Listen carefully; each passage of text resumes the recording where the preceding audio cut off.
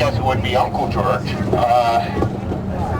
hung out in the winter of 1777-1778. As we come through the city, however, I should be explaining a few things just about the city. Pennsylvania and Philadelphia were founded by William Penn Jr. to be a haven for the persecuted peoples of the world. As a Quaker, William Penn was himself a persecuted person.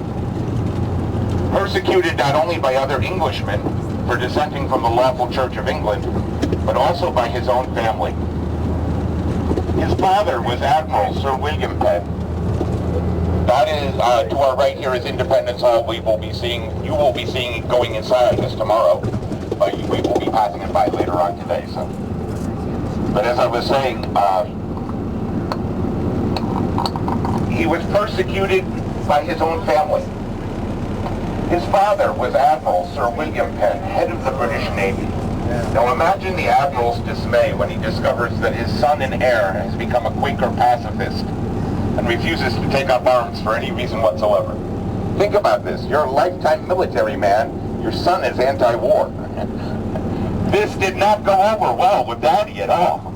As a matter of fact, Daddy threw Junior out of the house twice. Disowned him completely twice because of his religious beliefs. But as is often the case with family squabbles, they made up their differences in the end, and when William Sr. died, he ended up leaving everything to William Jr. Part of the estate he left behind was a debt owed to the Penn family by Charles II of England for 16,000 pounds sterling. In modern American money, that would be roughly $4.5 to $5 million. That was a debt. As a matter of fact, here's what happened. Charles II, of course, was the monarch when they restored the monarchy after the Cromwellian protectorate. And so when he becomes king, he's bankrupt at this point. I mean, he's been in hiding since they lopped off his father's head. He and his brother James were hiding all over Europe. So he comes back and becomes king, but he doesn't have any money, and he has a navy that he has to feed, and he can't do it. So as secretary to the Navy, William Penn Sr. funded it out of his own pocket to the tune of 16,000 pounds. In exchange for this debt, William Jr. asked for land here in America where he could found a haven for Quakers and other persecuted people. The king was happy to give him the land. Not only did it get rid of the debt, it got rid of a lot of troublesome Quakers. They all come over here to live and get out of England. But he gave Penn so much land, Penn didn't know what to do with it all. William Penn was the richest landowner in American history.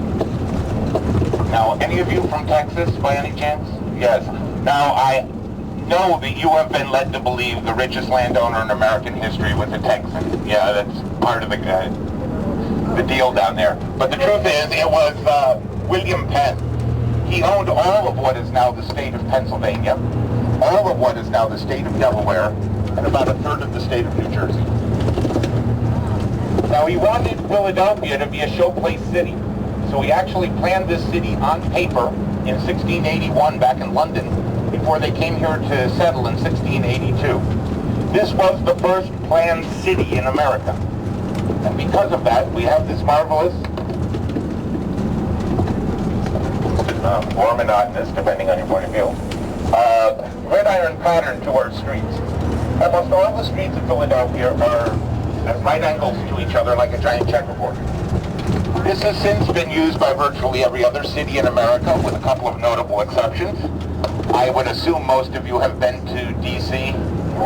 Yeah, that's a notable exception. They base that one on circles. They still want to lynch the guy that designed that one, especially during rush hour. One of the guys was Long Fong, who helped design it. There's several people who had a hand in it.